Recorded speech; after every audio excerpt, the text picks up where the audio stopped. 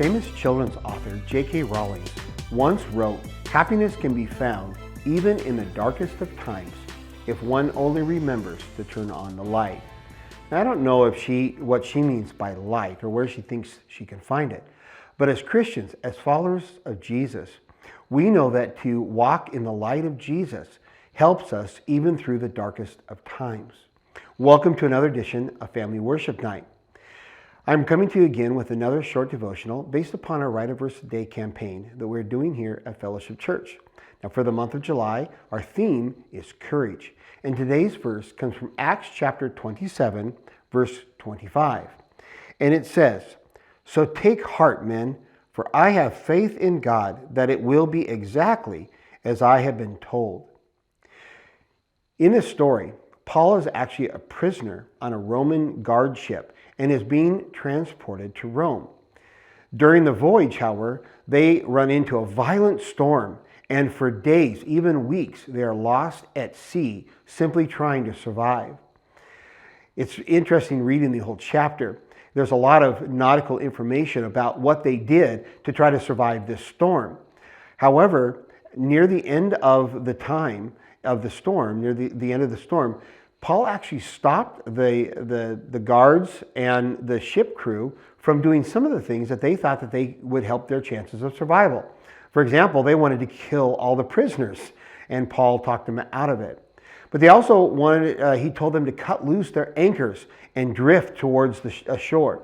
He even told them to stop rationing food, but to take in, to eat a hearty meal and then throw all the rest of the food overboard, because the following day, God would rescue them. It's amazing that the Roman guards listened to him, but he had found their favor, and they did. Now, this was not based upon a whim. It was not based upon ignorance or wild hope, but rather Paul was trusting in God and what God had told him. Sometimes there are things in life that go wrong. We might even be brought to the very brink of ruin. You know, the Romans lost their ship and were certainly afraid for their lives.